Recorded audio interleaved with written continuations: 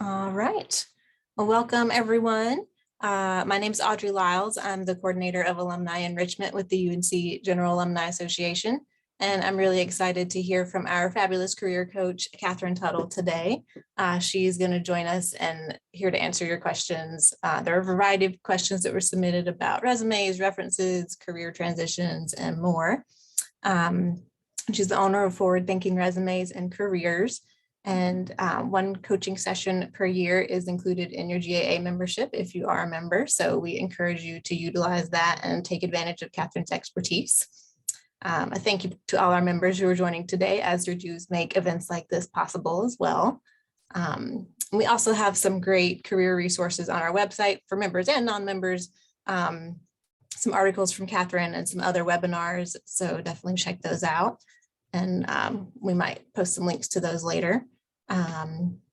We have a lot of questions that were submitted when people registered, so that was great. And I'll let Catherine go ahead and start her presentation.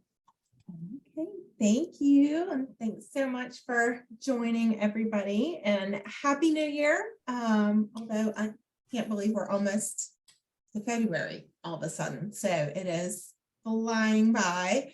But this is always a busy time of year with alumni and career coaching, new year, new you, new career, all that stuff. So I love that we're kicking things off with just a general Q&A.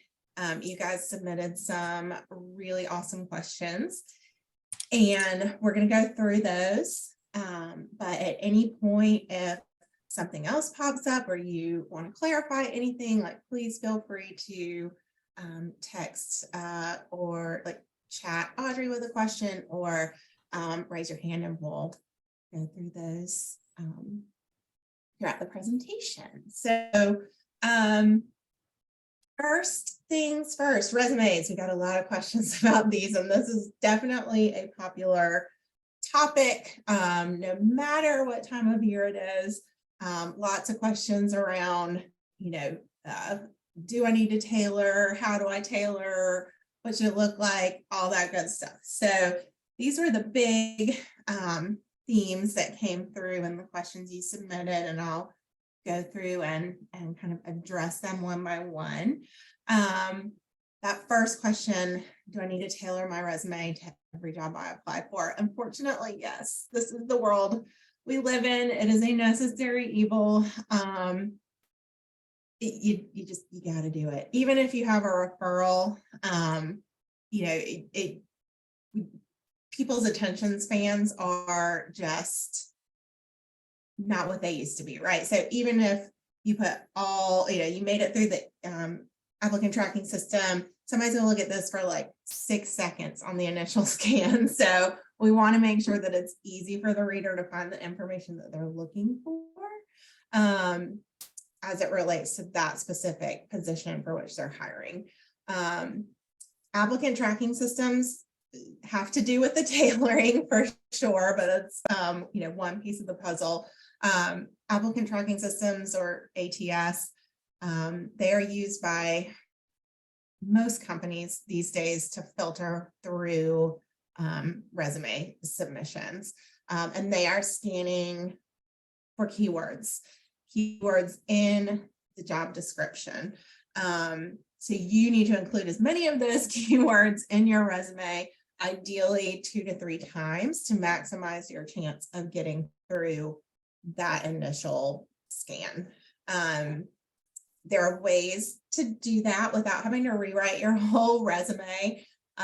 One thing that I tend to do is create a highlight section or a summary section at the top, where you can make sure you are putting those things front and center. And then for competencies underneath that. So again, if somebody's scanning this, they can find what they need. There are a lot of great templates out there, and very beautiful, colorful templates.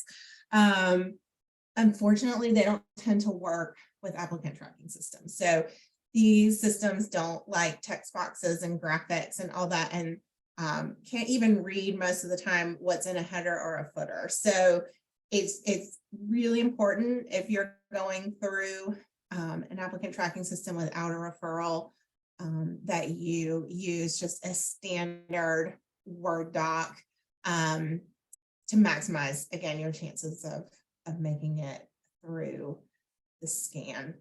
And I will say, we'll get to this when we talk about it. Somebody asked how important are connections. Vary, because even if we put every single keyword in there 3 times, we are still relying on technology without a human connection. And sometimes technology doesn't work. So anyway, we can do our best, but then we need to build on that. I would say in terms of listing all of your previous roles, not necessary. Even, employers care most about the last 10 years or so. If you think about, how things have changed, even in the last 5 years, let alone 20, the chances of somebody asking you about your first job in 1998 or even 2005 are slim to none. So we want to focus on your most recent experience. You certainly can, if there are company names or job titles that you want someone to see, and job titles are keywords. So if they're, something further back you want to make sure is in there, you can obviously list it, but it doesn't necessarily need bullets under that. And that will help in terms of the length as well. I mean, in general, 2 pages is the max unless you're applying in certain fields like academia or other fields where longer CVs are required. I'm going to share a couple templates, and I'm going to table the last point there because I ended up adding a slide about that. So we'll get to formatting when you've been out of the workforce. These are 2 templates. I know people are visual. They like to see, what do you mean by a professional summary or core competencies? That is the version on the left side of the screen. That summary section, those are core competencies with the line down the middle, which allows the system to keep scanning those keywords. And then select accomplishments. So if we can say you're this great leader and you do all these things and you improve efficiencies, put a few things up there right up top to back that up so the reader wants to keep going. This format also does work well for people with a gap, and we can talk about that in a few slides because you're getting the reader's attention before they get to those dates in your resume. The example on the right is, another template that it's a little bit snazzier.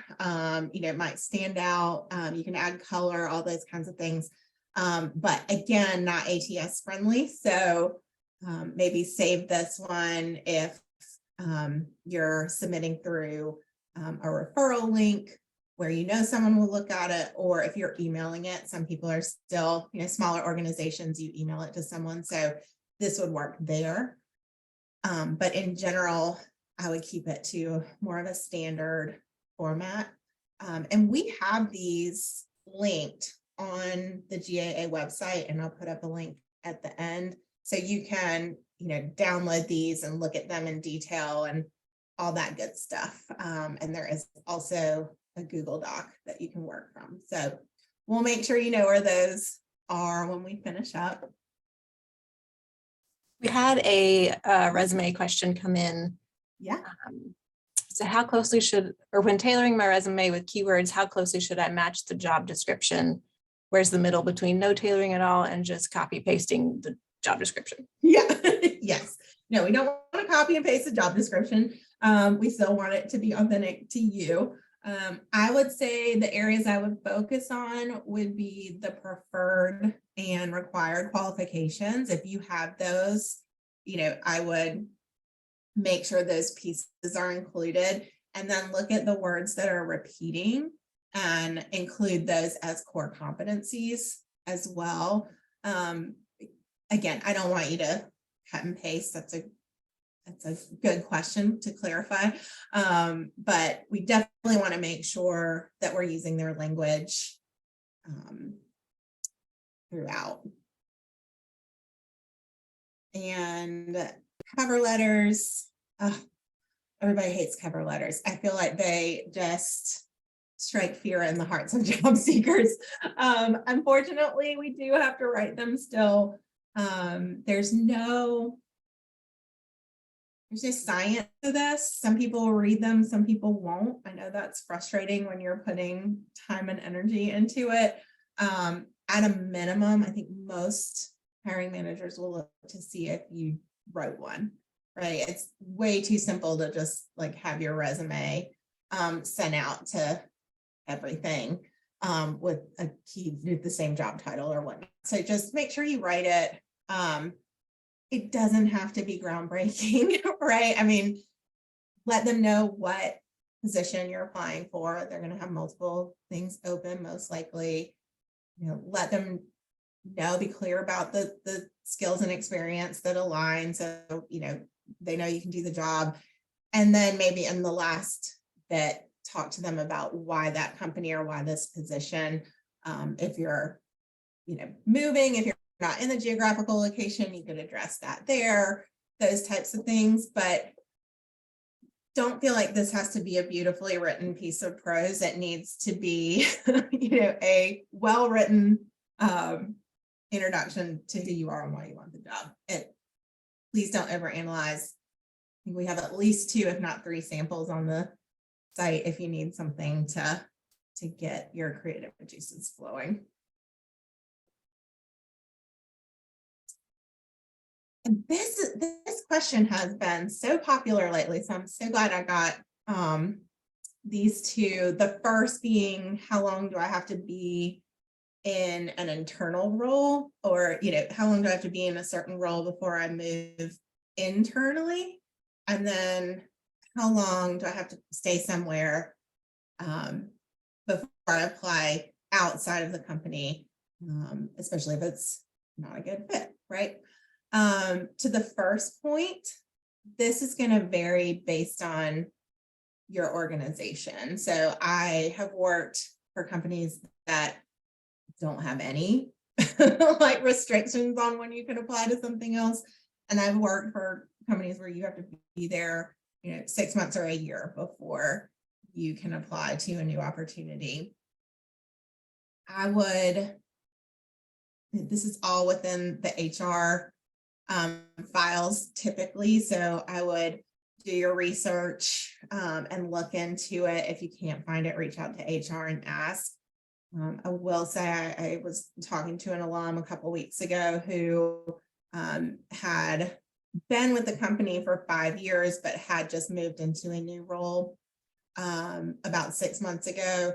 And she was approached by another department internally. This hiring manager was like, I really want you to join my team. I think this is a great fit. She was all excited. They updated the resume. We did all the things only to find out that there was a rule that she couldn't make a move until she'd been there at least a year. So just save yourself the time and energy and make sure you do your due diligence.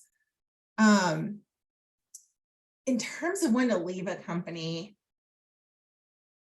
I think I would typically say, around a year. That's when you're really kind of ramped up to speed. It's a nice, even number on your resume.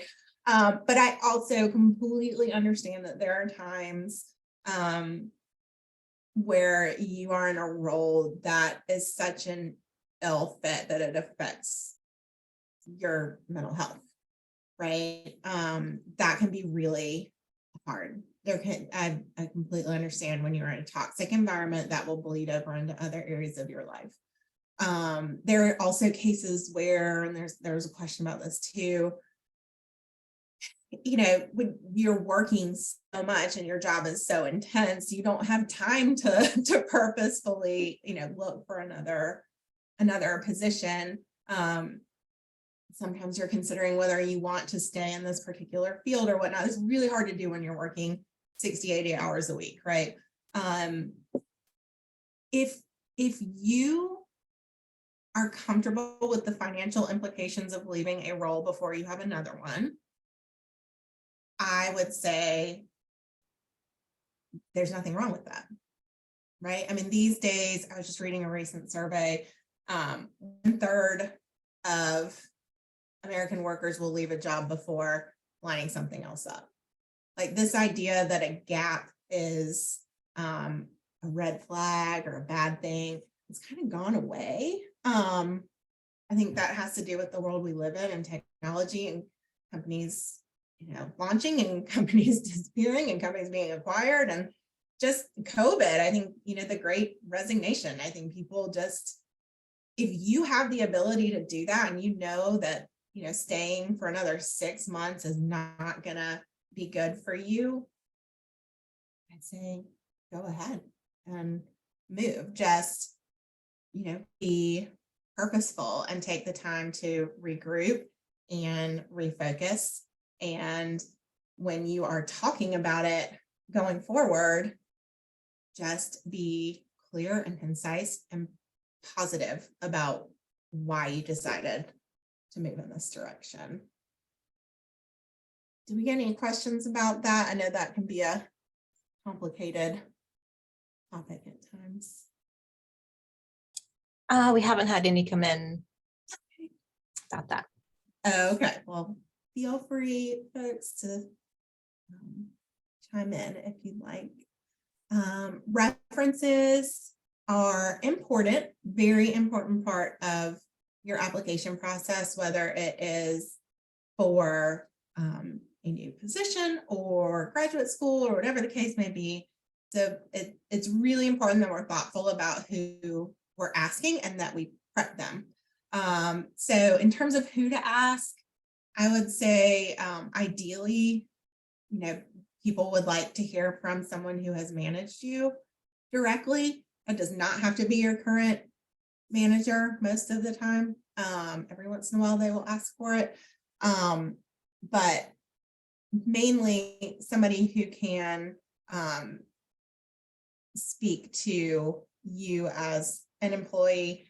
If you don't have someone who has managed you previously and you're not comfortable asking your current supervisor, I would say someone that works with you closely, whether that's a colleague, whether that's a client, if you're comfortable with that, whether that's a vendor. There's a lot of options, but we typically want to have 2 or 3 that we can go to. And I would ask them, before you list them as a reference, ask them if they're willing to do that. And if they say yes, then we want to keep them in the loop as we move forward. You don't have to let them know every time you apply to a position. But when you start moving forward and you've had a couple interviews and you're getting to the point where they might be contacted, I would suggest reaching out, phone or email. Either one is fine. Let them know where you are in the process. Let them know a little bit about the role that you're applying to, and then just high-level skills and experience that you've been highlighting, so that they have some talking points to work from. This is just best practice. We never want a reference to get caught off guard. It happens, and it doesn't tend to go over well with your potential employer.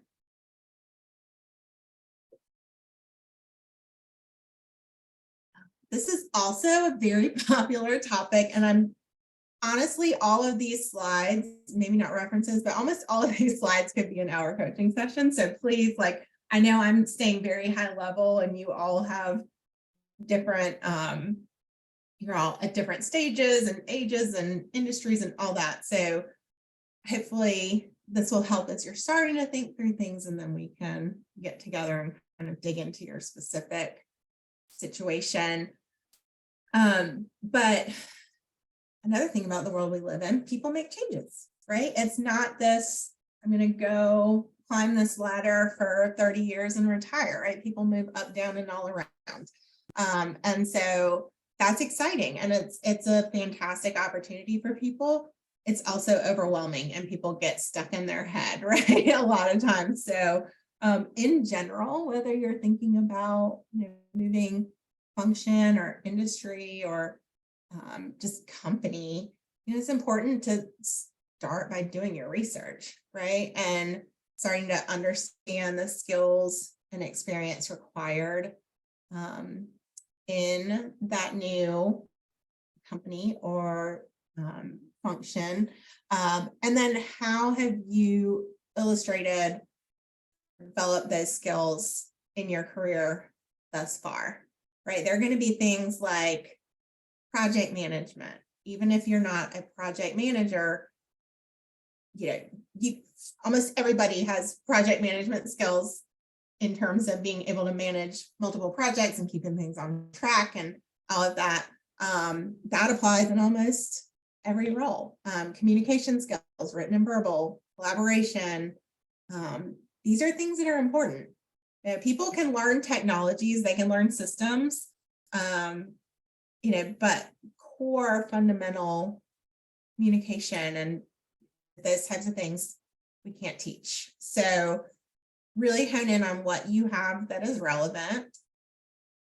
Look at, there's online resources and you can look at job descriptions, but ultimately what is in a job description and what you actually do on a regular basis can vary significantly. So this is where, talking to people who are doing the things that you want to do will really help you not only identify the skills that you have and maybe skills you need to work on or build on, but also just how to speak about your experience in the language of, this other function or industry. So I think that outreach and conversation is so incredibly helpful when you're navigating this process and really putting some concrete detail on some of these unknowns, which hold us back because change is scary. And the more we know, the less scary it will be. Any other questions coming through or? We've had a couple. They're not specifically related to pivoting industry, but you want to go ahead and talk about them or wait till the end? Yeah, let's see. We've got, we'll go through a couple more and then we'll see if there's anything that might not fall into one of these categories that we put out here. Re-entering the paid workforce. This is definitely a great topic for a one-on-one session. It's a nerve-wracking process, right? But this is also something, with my age and stage in life that is happening a lot around me, right? I have a lot of friends who have taken some time out of the paid workforce and are getting back in, right? Whether that's, taking time out to raise children, whether that's helping a parent, an aging relative. The good news is this is no longer this huge red flag, as I said earlier. And so similarly to pivoting, you want to start with research, right? And thinking through and starting to outline, what it is you want to do. Is it going back into the same, function you were in? Maybe you did marketing before and you want to get back into marketing, or maybe you want to make a change, right? And so it's really just starting to think through what are the things I'm interested in, what are the skills required to be successful, really starting to think through how you've developed these skills in the past, whether that was when you were working full-time or through volunteer effort. Maybe you've been helping a nonprofit with, event management or outreach, or maybe you're the fundraising chair for your child's school. Whatever the case may be, those are relevant things to pull up. This is also where outreach and connection, personal connection, becomes even more critical, because it really will help you not only understand the things that may or may not have changed since you left the paid workforce, but also I think a lot of times it boosts people's confidence. Like, I think sometimes in our head we feel like the world has just gone on without us.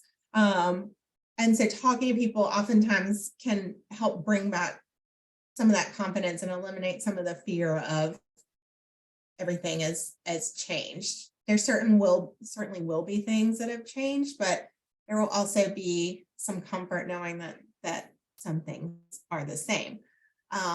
This is also key to identifying where you might need to beef up your skills, right? Maybe you need to take a refresher course on Excel, or do some, a class on maybe you haven't managed a budget recently, so maybe you need to take a class on like financial accounting or something just to get up to speed. These things now are so easy to do for a lot of times no money, right? LinkedIn Learning, Coursera, these platforms have free resources that can allow you to practice, allow you to retool, allow you to upskill. We can put all those things on a resume to show that you are moving in this direction purposefully. And in terms of the format, we can look at the version that I shared earlier. Maybe we have a professional summary and core competencies, a few select accomplishments, and then go into reverse chronological, including your volunteer efforts. Or you can take more of a functional approach, which focuses more on the skills and then links your experience directly to that. And I will share what that can look like. This is a teacher that I worked with who was transitioning into or out of teaching. And so we looked at, okay, if you want to be in project management, what are the things that you've done that relate to that? And so these specific examples, bullets speak to those skills. We still include the work experience because people want to see that you've been employed. And then we have education and technical skills at the end. So there's a couple different options. And that's something that in our session, when we're walking through this, that we can talk through, what works best given your background, your experience, what you've been doing since you've been out of the paid workforce, all those things.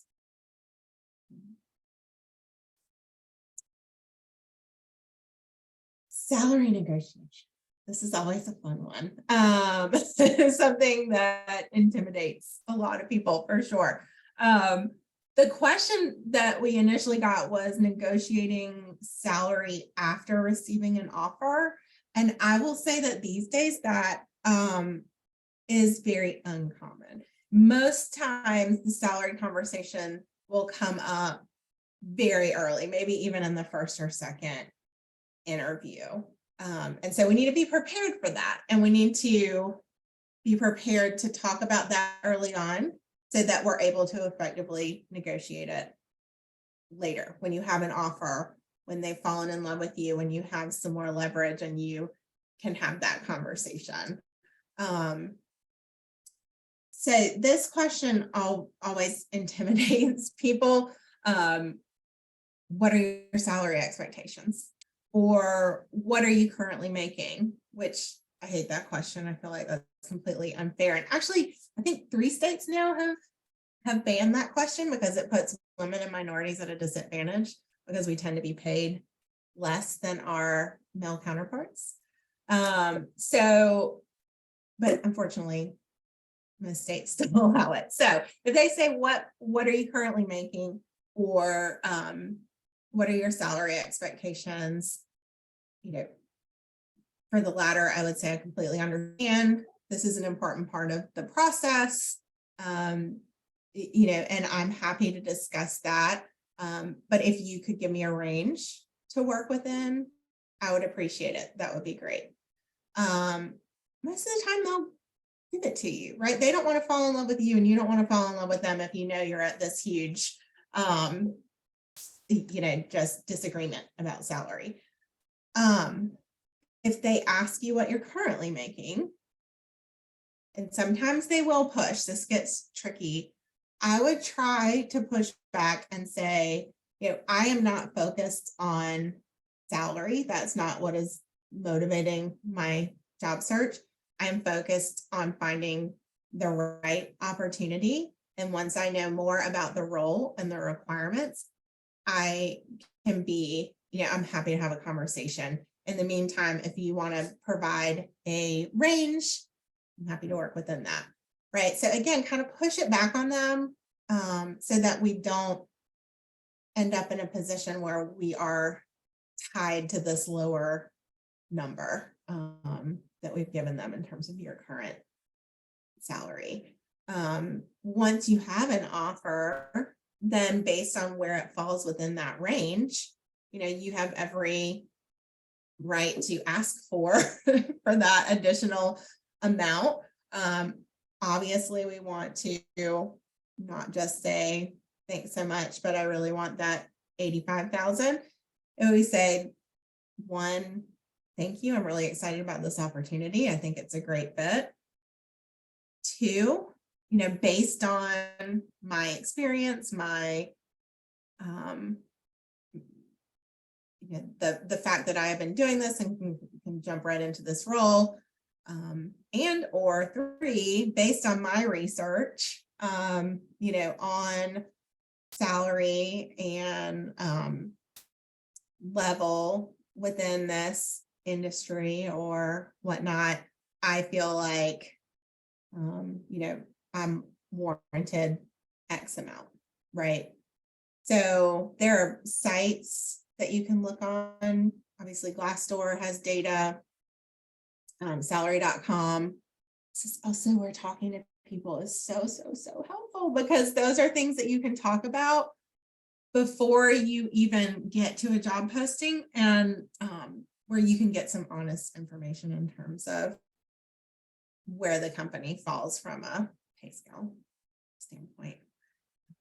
So again, going back to those connections is always important. Oh, ageism, unfortunately, it does exist. And ultimately, you know, when it does rear its ugly head, you know, ultimately, I always tell people, if somebody's going to not want to hire you because of your age, you probably don't want to work for that person anyway. Not that that makes it okay or even palatable, but it, you know, it is going to happen. But there are things that we can do to make sure you're coming across as up to speed in terms of, you know, your resume and hiring processes, you know, things, simple things like removing references available upon request, you know, or an objective statement. Both of those things have, you know, are no longer relevant. Just like your address is no longer relevant, you're going to get emailed an offer. It's not going to get sent in the mail. So, you know, really just need the city and state, or really don't need it at all. Yeah, update your LinkedIn. Make sure you have a presence on LinkedIn. Make sure you have that custom URL and have that on your resume. You know, just again, not listing everything you've ever done, listing what you've done that's relevant to that specific position, especially if you are looking at like coming back in after retirement, or just maybe, you know, wanting a less stressful role. Maybe you're actually looking at something with a little bit less responsibility. You can get that down to a clear, concise one-page message, because sending in a 2 or 3 page resume is going to send the impression that, you know, you're overqualified and you won't stay. So just being very purposeful in your in what you present. I mean, helping find a fulfilling retirement career, I feel like that is definitely a one-on-one topic, but I would start with self-assessment. What are you good at? What are the skills that you want to continue to leverage? What kind of people do you want to be around? What type of environment do you want to be in? How much money do you need to make? Like, being clear and upfront and getting all these things down on paper will allow you to then start to narrow your options. And definitely, again, and being open with people and just open to discussion and open to ideas, is important. If you are leaving a job because of money, do not tell them that. Stay positive. Again, hopefully some of those tips on the salary side were helpful, but if it is ever a question about why you're leaving, we stay positive. We never want to speak ill of our previous employer or kind of come across as complaining about things. So, something like, I've really enjoyed this opportunity. I've had the opportunity to develop XYZ skills. And over the past year, I've realized that's really where I want to focus my time and attention, which is what led me to apply to this job. That's really all we need to say. We talked about, if you need to leave your job, you can, if you have the financial stability to do that. If not, I think trying to put some structure around this, building time into your calendar outside of work. So you're kind of committing that time to spend updating your resume, looking for opportunities, following up, all that stuff. I would also say, if you can, try to set some boundaries and take your hour lunch, even once or twice a week, to do some of this would be ideal. But it definitely, I completely understand, looking for a job while you have a job is like having two jobs. So I think trying to set some boundaries and building time in and committing to it is important. But again, something we could talk through more one-on-one. Where was I? Sorry about that. And navigating a promotion. So this is definitely something that can get a little tricky. It's exciting, but it's also overwhelming. My main tips would be to, have clear expectations up front about the expectations in your role, and set some clear short and long-term goals, so you know what you're working towards and what is expected of you. Track your progress, get to know your boss and their communication style, so you're working well together. Ask what you can do to make their life easier, and spend time getting to know people that you may have not worked with previously. So any new stakeholders or people that maybe you were working alongside that now you're going to manage, really kind of building those relationships, and learning more about them and their work style and how you can work together is important. Ultimately, relationships really are key to success, short and long term. And this, I believe we have a webinar on this topic too, because this is also very expansive in terms of what comes into play.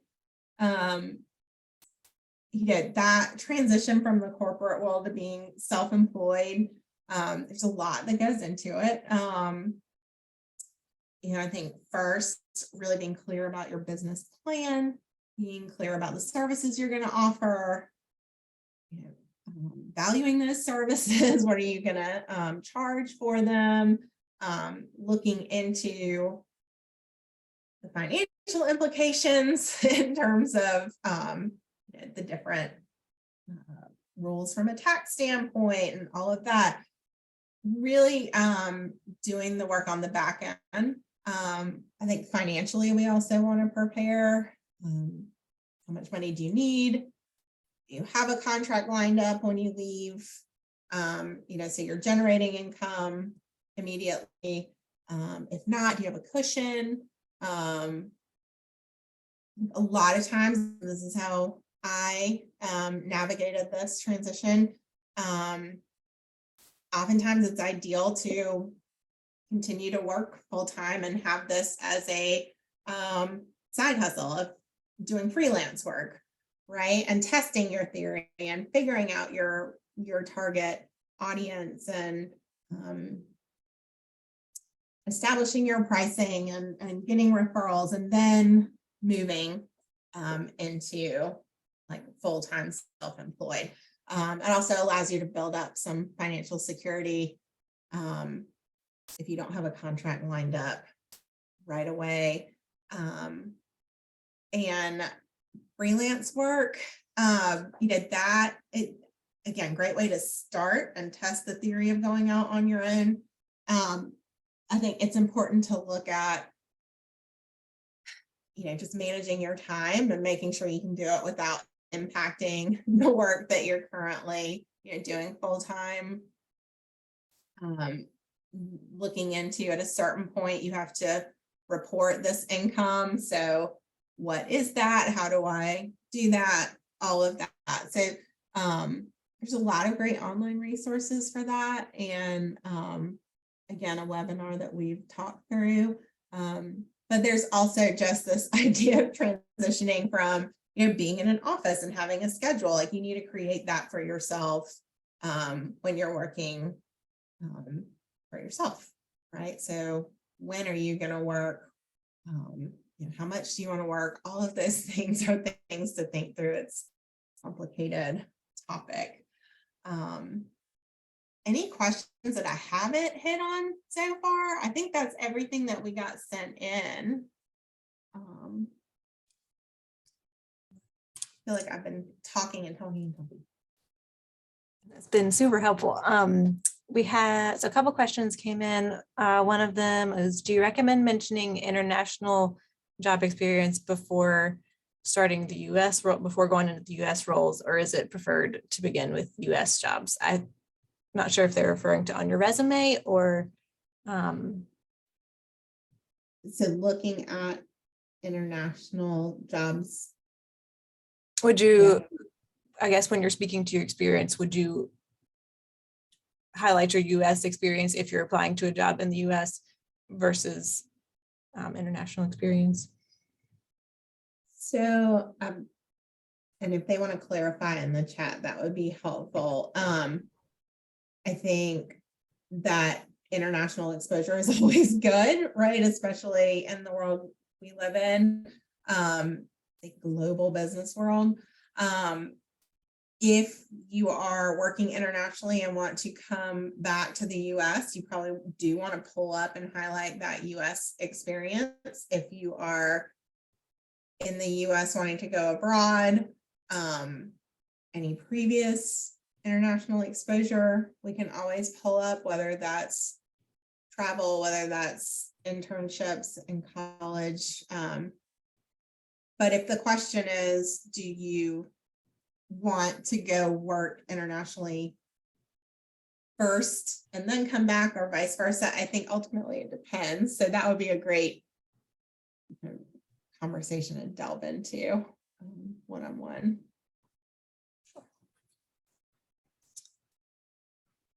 Oh, we got some clarification. Let's see. Okay. To apply for jobs in the US, is it helpful to mention the relevant experiences out of the US, or would that potentially reduce your chances? I think it depends. sorry to keep saying that. I think it depends on the company and the position. So if it is a company that has a tie to where you have been overseas, then I think it is good to highlight. I think if it is a company where you would have a team abroad, then yes, I think it's important to highlight. I don't think it's ever a bad thing. I think it's, again, kind of making sure that what you are putting forward is in line with what the company needs. Sure. All right. I think you touched on this one a little bit, but someone asked if you could share a little more about how to capture volunteer roles if they're significant. Their example was being a youth pastor outside of their professional job. Mm-hmm. So in that case, there's a couple ways to do it. You can either include it as, well, first of all, I would think through, okay, what are the skills and experience that I've gained through that role that is applicable to the job for which I'm applying, or the jobs I'm targeting in general. And then there's, you could certainly include it in like a highlight section, or you could include it, have your professional experience and additional experience and list it just as you would a job with bullets underneath. So I think that would be something, again, without knowing all the details, that you could include in a couple different spots, depending on the relevance to the job that you're applying. All right. When applying to multiple positions, any advice on a good way to answer callbacks for a position if you might not, that you don't remember the specifics to? Okay. So yes, I do think that in general, when I'm talking to people, we're going to be applying to multiple things, right? Like we don't just put all our eggs in one basket. I think it's great to have a file that you can quickly go to that tracks like what you've applied for. I also tell people, if you've got a lot of things, irons in the fire, and you're busy at work and all that, let it go to voicemail and let them leave a message. They're not going to be upset with you because you didn't answer the phone. Just call them back once you know and say, oh, okay, that was so-and-so from this company calling about this position. Let me go to my spreadsheet. Oh yes, okay, I applied to that 3 weeks ago. I mean, the thing is too, sometimes you get calls 3-6 months after. I mean, some of these processes just drag out. So I think, one, we don't want to stop doing, do answer the phone. Don't start talking until you gain clarity. Say, I'm sorry, could you tell me what company, what position? That is totally fine. Otherwise, let it go to voicemail, figure it out and call them right back.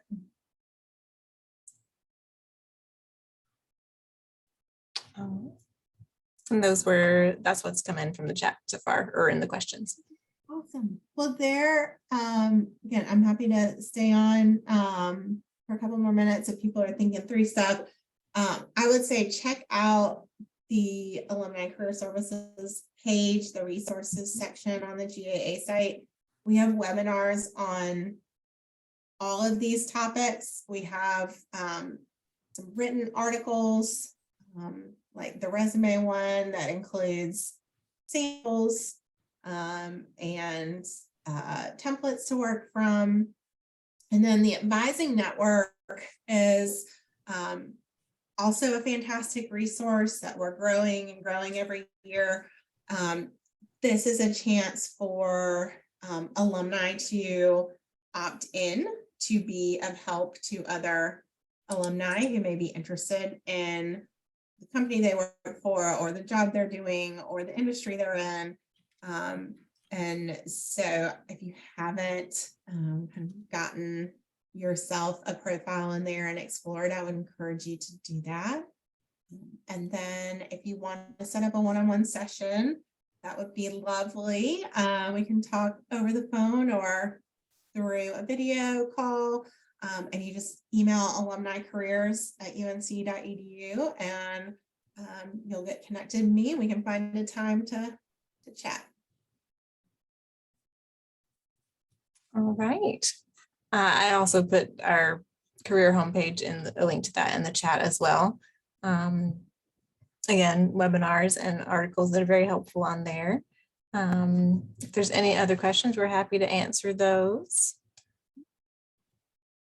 Otherwise, I hope to meet with some of y'all in the coming weeks and help you on your journey. I know this is, there's definitely big picture concepts we could talk through, but everybody has their individual goals and individual constraints. So that's what we're here for.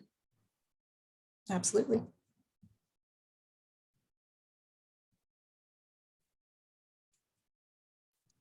All right. Well, I haven't seen any other questions come through.